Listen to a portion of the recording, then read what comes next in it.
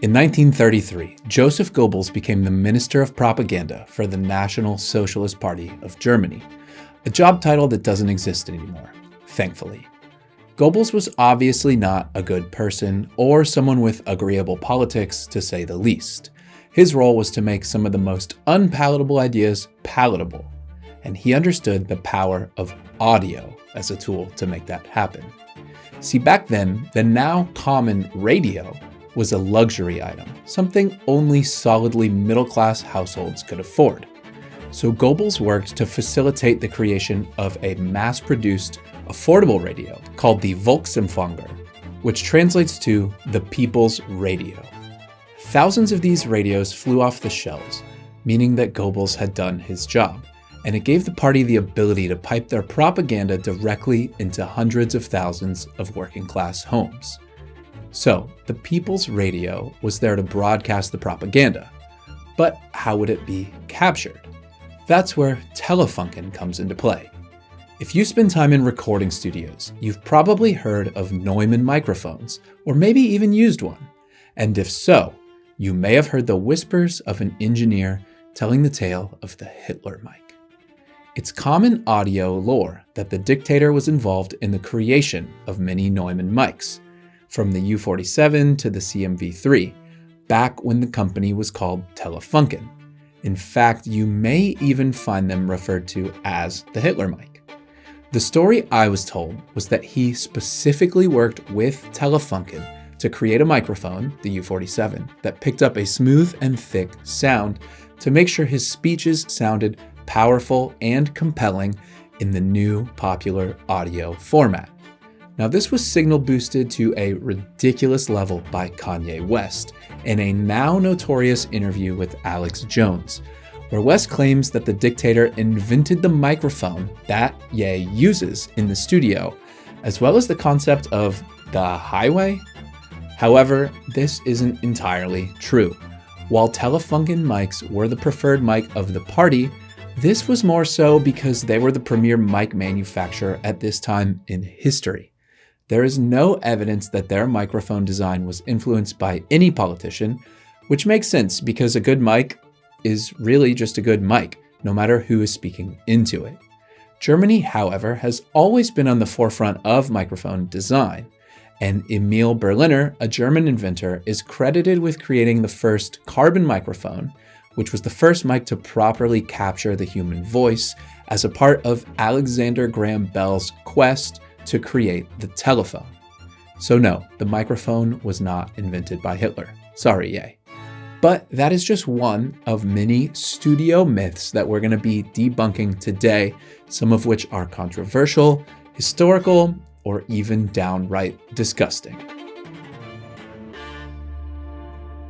This video is brought to you by The Producer Planner. If you're anything like me, music production is 50% producing and 50% making sure that you're staying on track.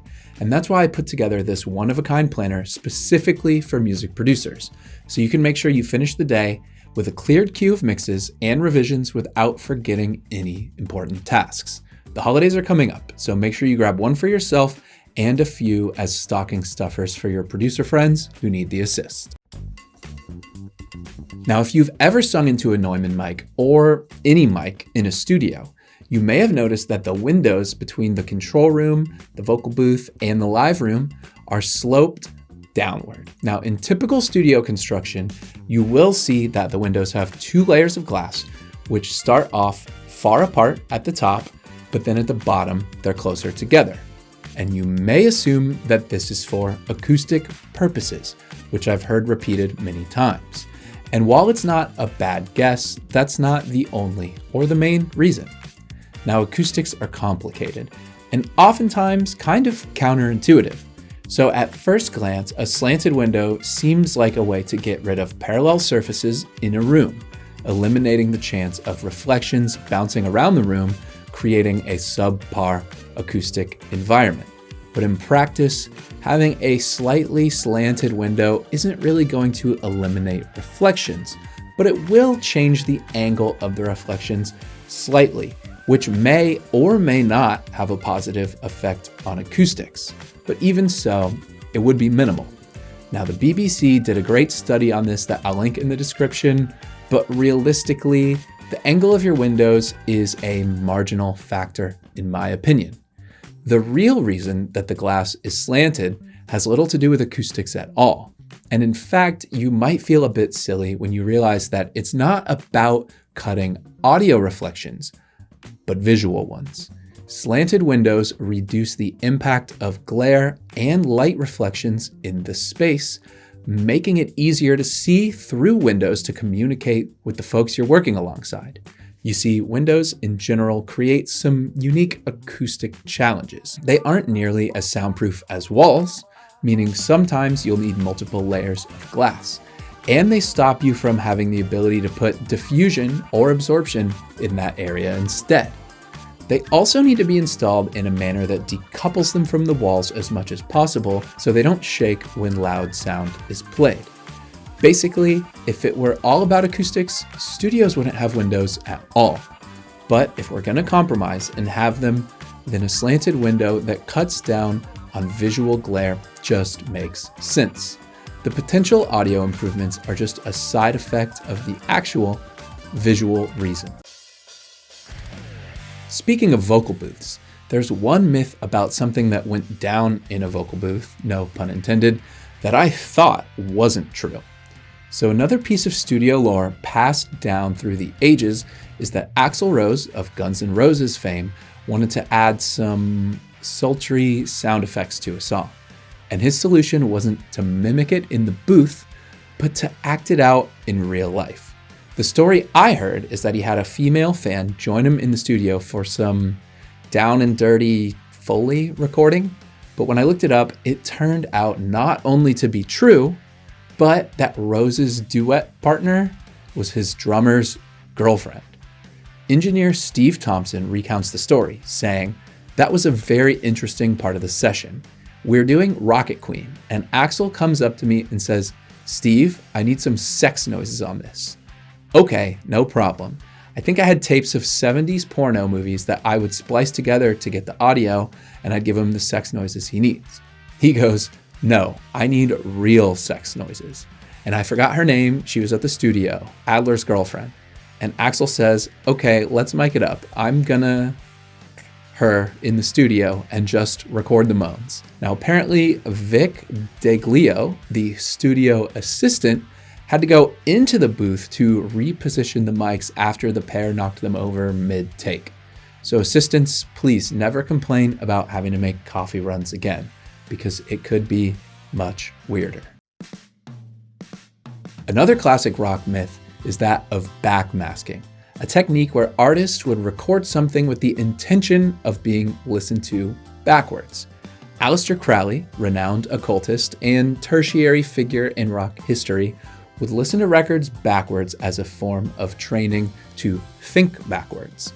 The Beatles caught wind of this, and after a group called the Eligibles charted with a song that had intentionally backwards passages, encrypting messages for the listeners who took the time to play the music in reverse, the Beatles did start incorporating reverse tape effects into their music.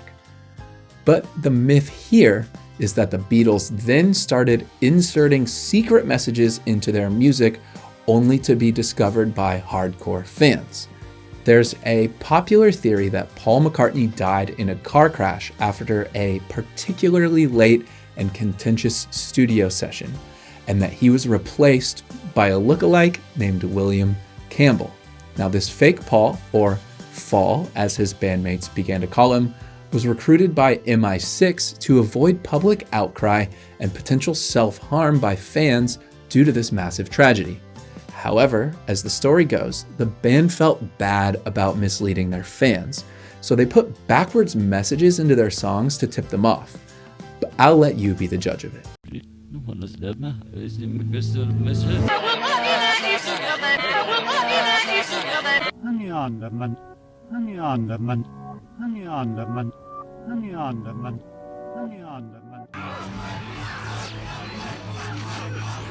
Did you hear any of these messages in the backwards audio, or is this myth busted? Paul would like you to believe otherwise. Or should I say, fall. Another quick Beatles mini-myth is that John was asked in an interview if Ringo was the best drummer in the world, and his response was a humorous dig that Ringo isn't even the best drummer in the Beatles. Now, I've seen this in meme form floating around the internet, but it's actually a bit of a Mandela effect. And if you're not familiar, the Mandela effect is a phenomenon where a false version of a story is misremembered by people who then spread it around, leading to a large amount of people having an incorrect memory of an event. It's called the Mandela effect because many people thought Nelson Mandela passed in prison in the 1980s, even though he survived until his release and then lived many more years as a free man.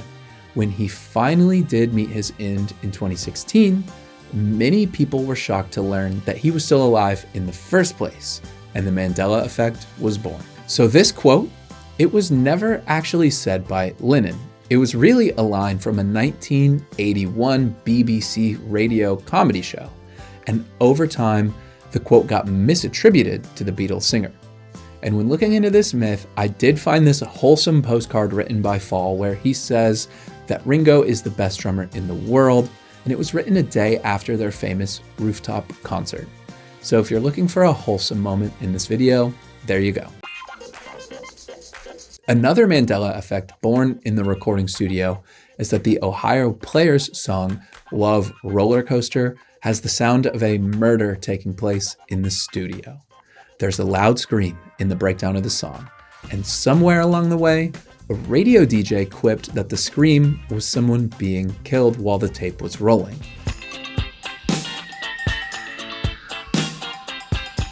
Now, even though this isn't true, the band stayed quiet on it because, as we all know, controversy sells records. Now, while that scream was misattributed, it's not the only time someone has gotten credit for music that they didn't record. If you're around the same age as me, which I'm 31, you may have gotten some of your music from less than legal sources like LimeWire. And sites like this were rife with songs labeled incorrectly, to the point where the misattributions ended up sticking in small pockets of listeners. Some are surprised that Don't Worry, Be Happy isn't by Bob Marley, or that Teenage Dirtbag is by Wheatus, not Weezer. And that's all because someone decided to upload these songs with the wrong credits. So I'm curious, did this ever happen to you?